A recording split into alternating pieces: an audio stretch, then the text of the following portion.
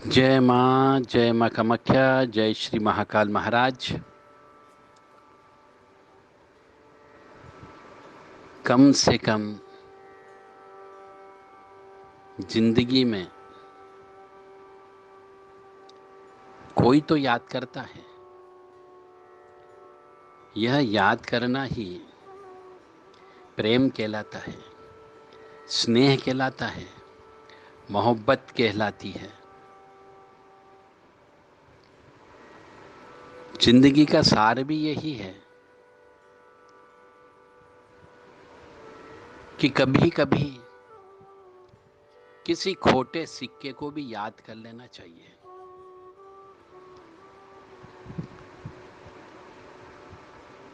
जिंदगी ऐसे ही रेत की मुट्ठी जो होती है, उसमें रेत कभी टिकती नहीं है। धीरे धीरे एक एक दाना गिर करके सब रेत खत्म हो जाती है, मुट्ठी खाली हो जाती है। उसी तरह ये जिंदगी की हर सांस जितनी ऊपर वाले ने लिखी है, उसमें से हर सांस कम होती जा रही है ने आप रिवर्स गियर की ओर चल रहे हो। कब आखिरी सांस होगी ये आपको भी नहीं मालूम, मुझे भी नहीं मालूम। इसीलिए सभी से, जो ईश्वर के बंदे हैं, उनसे स्नेह करना चाहिए, प्रेम करना चाहिए, मोहब्बत करना चाहिए। परिवार तो होता ही है, पर परिवार के अलावा भी बहुत सारी चीजें होती है। इस आत्मा का संबंध कई कई आत्माओं से होता है, कई जन्मों का संबंध होता है। और आत्मा परमात्मा का अंश है। क्यों बेटे बेटी उत्पन्न होते हैं, क्यों स्त्री को पति मिलता है, क्यों पति को पत्नी स्त्री मिलती है, और क्यों एक पुरुष की चार चार विवाह होते हैं, और क्यों एक स्त्री का चार चार विवाह होता है। कई बार दो विवाह होता है, कई बार पराया मनुष्य अपना बन जाता है और अपना मनुष्य शत्रु बन जाता है। यह सब पिछले जन्म के, कई जन्मों के खेल हैं, लेन देन हैं। उन लेन देन को पूरा करने के लिए मनुष्य मिलता है। क्यों दूसरों की सेवा करते हैं, क्यों परोपकार करते हैं, क्यों हम दान देते हैं, इन सब के पीछे भी कोई न कोई रहस्य है। हम जिसको नहीं जानते हम उसको खाना खिला देते हैं, हम जिसको नहीं जानते उसको रोटी दान दे देते हैं। कई बार इतना प्रेम उमड़ता है, प्यार उमड़ता है कि उसको कपड़े लत्ते भी खरीद के दे देते हैं। ये कैसा क्यों होता है? क्योंकि कई जन्मों का लेन देन होता है। तो वह मनुष्य आपको उस समय पे आकर के टकराता है जिस समय आपके पास धन होता है, पैसा होता है, और आप उस लेन देन को पूरा करते हो यहाँ पे, और उसका लेन देन पूरा हो जाता है। इसी को प्रारब्ध कर्म कहते हैं, इसी को संचित कर्म कहते हैं। कई बार कोई मनुष्य आता है, आपको लूट के चला जाता है, धोखा दे के चला जाता है, आपकी संपत्ति को भी लूट लेता है, आपसे गवाह में साइन करा लेता है, विटनेस में साइन करा लेता है, एक गारंटी पर साइन करा लेता है, और पैसा खा के भग जाता है, और पैसा आपको जमा करना पड़ता है। ऐसा भी इसीलिए होता है कि पिछले जन्म में तुमने खाया था उसका, तो इस जन्म में आपके साथ वो धोखा हो गया और आपका पूरा बैलेंस बराबर हो गया। आप दो विचारधारा कर सकते हैं कि इस जन्म में यदि व्यक्ति आपका कुछ पैसा खा गया, धोखे से लेके चला गया, चोरी हो गया, कोई आपके यहां से लूट करके लेकर के चला गया, तो आप मान के चले पिछले जन्म का लेन देन था वो चुकता हो गया, दुख मत मनाओ।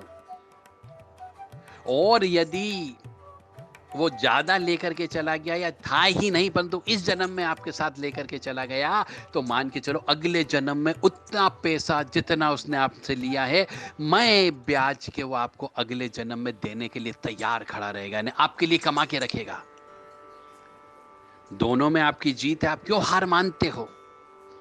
यदि ले गया तो मान के चलो बराबर हो गया पिछले जन्म के हिसाब किताब, और इस जन्म में यदि नहीं था और लेके चला गया तो मान के चलो अगले जन्म में आपको कमा के देगा।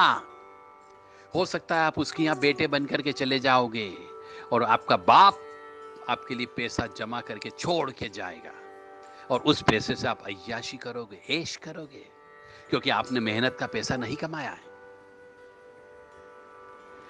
यही जिंदगी है, यही कर्म है।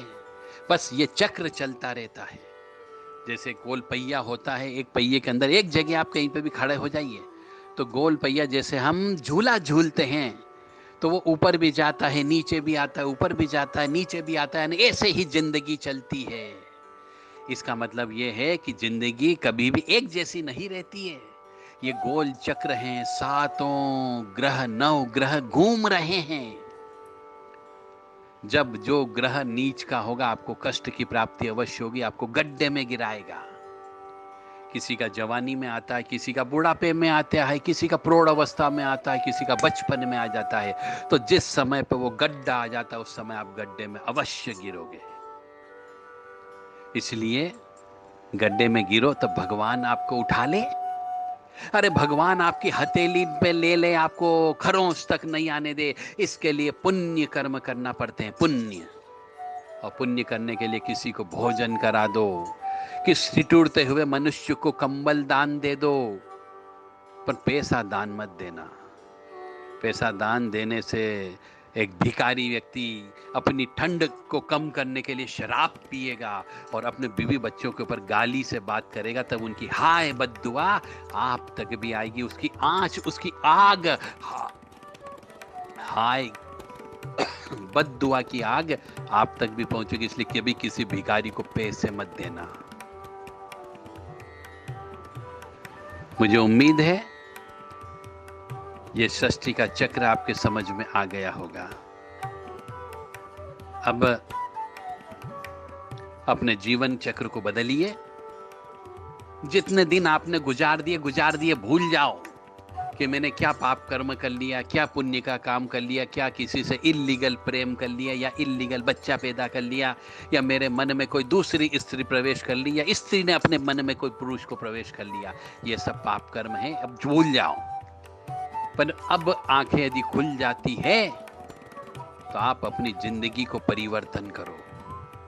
अभी भी समय है, अभी भी समय है। अपने पापों का प्रायश्चित करो, इस जन्म का भी और पिछले जन्म का भी, संचित कर्मों का भी, प्रारब्ध कर्मों का भी, और इस जन्म में जो ज्ञात अवस्था में आपने पाप कर्म कर लिए, चोरियां कर ली, किसी को हाय दे दी, बद्दुआ दे दी, किसी को तड़पा लिया, किसी को मार दिया, हो सकता है किसी पशु पक्षी की जान ले ली हो, कोई आपकी गाड़ी घोड़े के नीचे आकर के मर गया हो।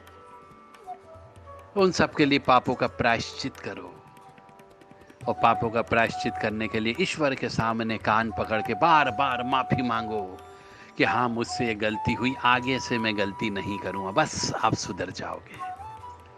माँ भगवती जगत जननी आद्य शक्ति भवानी आह्लादिनी शक्ति कष्ट निवारिणी दुख निवारिणी महिषासुर मर्दिनी चंड मुंड नाशिनी पाप नाशिनी क्लेश नाशिनी आपको सुखी रखे, स्वस्थ रखे, प्रसन्न रखे, यश दे, कीर्ति दे, धन दे, मान सम्मान दे। हम ऐसी कामना आपके लिए भी करते हैं और मैं माँ से अपने लिए भी मांगता हूँ। मुझे उम्मीद है